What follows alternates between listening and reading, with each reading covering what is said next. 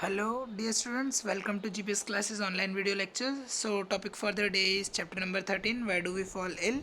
Class 9. So, let's begin with our topic. So, basically, ill मतलब क्या? Why do we fall ill? Ill मतलब जब इंसान healthy individual healthy नहीं रहता और बीमार रहता है, तो basically ill मतलब बीमारी type of. सो कैसे डिफ्रेंशिएट करेंगे हेल्दी इंडिविजुअल में और इल इंडिविजुअल में? तो डब्ल्यू एच ओ के हिसाब से हेल्थ की एक डेफिनेशन है. डब्ल्यू एच ओ मतलब वर्ल्ड हेल्थ ऑर्गेनाइजेशन. तो हेल्थ क्या है? एक स्टेट है जिसमें basically human body physically mentally और सोशली जब वेलबिंग रहती है उस कंडीशन को बोलते हैं हेल्दी इंडिविजुअल या हेल्थ. तो हेल्थ को अगर डिफाइन करना हो तो वो एक स्टेट है. Is a state of physical mental and social wellbeing. और ये नेसेसरी कंडीशन है गुड हेल्थ की. और गुड फिजिकल और सोशल एनवायरनमेंट के लिए, गुड इकोनॉमिक कंडीशंस के लिए, सोशल इक्वालिटी के लिए हेल्थ की ये तीन प्रॉपर्टीज़ बताई गई है. जैसे good physical and social environment includes clean surrounding. जैसे फिजिकल मतलब अगर आपके आजू बाजू अच्छी साफ सफाई रहेगी तो ऑटोमेटिकली आपकी हेल्थ अच्छी रहेगी. अगर आप अच्छे इकोनॉमिक कंडीशंस है, मतलब आपके पास अच्छे पैसे वगैरह, आप न्यूट्रिशियस डाइट ले रहे हो, तो आपकी हेल्थ अच्छी रहेगी. और इक्वली अगर आप अच्छी सोसाइटी में हो, अच्छी कम्युनिटी में हो, तो आपकी हेल्थ अच्छी रहेगी. बेसिकली हेल्थ और डिजीज़ फ्री इंडिविजुअल में क्या डिफरेंस कर सकते हैं? हेल्दी और डिजीज़ फ्री साउंड सिमिलर होते हैं, पर इसमें डिफरेंस क्या है?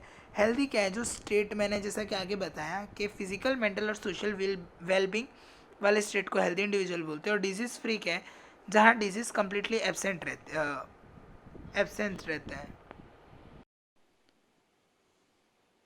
अब what does disease look like, मतलब डिजीज़ में डिजीज़ है तो कैसे पता चलता है? तो बेसिकली हमारी बॉडी में कुछ ना कुछ चेंजेस आते हैं, तब हमें पता चलता है कि हमारी बॉडी में कुछ सिम्टम्स के कारण डिजीज़ लगता है. मतलब डिजीज़ बेसिकली अगर इसको हम इस टर्म को अगर हम तोड़े या इस टर्म को हम अगर सब्सटीट्यूट करें तो ईज मतलब कंफर्ट होता है और डिस मतलब अन. मतलब जब हमें कंफर्ट जोन से अनकंफर्टेबल सा लगता है और हमारी बॉडी कुछ ना कुछ अनकंफर्टेबल सिम्टम्स दिखा रही है, तो उसे डिजीज़ बोलते हैं. अब डिजीज़ दो में डिवाइड है: अक्यूट डिजीज़, क्रोनिक डिजीज़.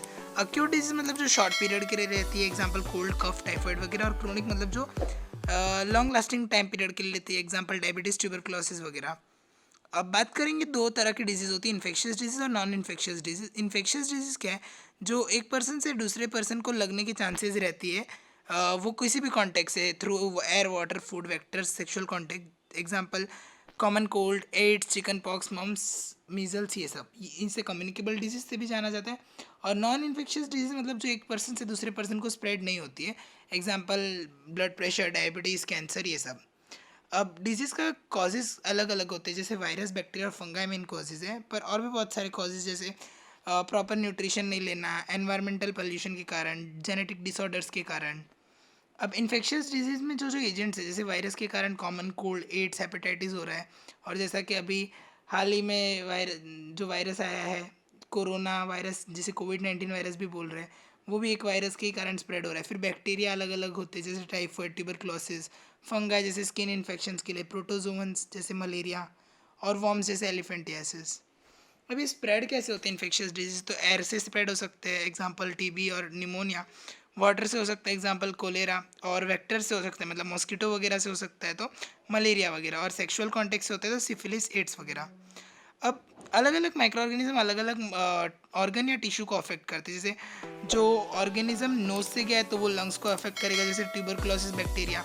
जो माउथ से गया है तो वो स्टमक को इन्फेक्ट करेगा, लीवर को इन्फेक्ट करेगा. जैसे कि टाइफाइड में स्टमक पे इन्फेक्शन होता है, जॉन्डिस में लीवर पे इन्फेक्शन होता है. तो अलग अलग बैक्टीरिया अलग अलग ऑर्गन और टिश्यू पे अटैक करते हैं. जैसे एड्स वायरस सेक्सुअल कॉन्टेक्ट से होता है तो सेक्सुअल ऑर्गन्स पे अफेक्ट करता है और बॉडी की इम्यून सिस्टम को अफेक्ट करता है. और कुछ वायरस है जैसे वो ब्रेन पे अफेक्ट करते हैं. तो मेनली ट्रीटमेंट कैसे है? तो इन्फेक्शियस डिजीज़ का treatment mainly proper bed rest वगैरह, एनर्जी कंज्यूम करना, जितना हो सके न्यूट्रिशियस डाइट देना. और मेनली एंटीबायोटिक्स से बैक्टीरियाज वगैरह किल होते हैं. और एंटीवायरल्स वगैरह देते हैं वायरस को मारने के लिए. एंटी फंगल देते हैं फंगाई को मारने के लिए.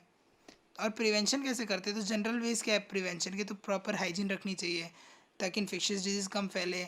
क्राउडेड एरिया में नहीं जाना चाहिए. एनवायरनमेंट पोल्यूशन फ्री एरिया में रहना चाहिए. फिर प्रॉपर वैक्सीनेशन लेनी चाहिए टाइम टू टाइम, और प्रॉपर न्यूट्रिशस और हेल्दी डाइट लेंगे, तो ये सारे प्रिंसिपल्स है प्रिवेंशन के। So that's all for this chapter, thank you.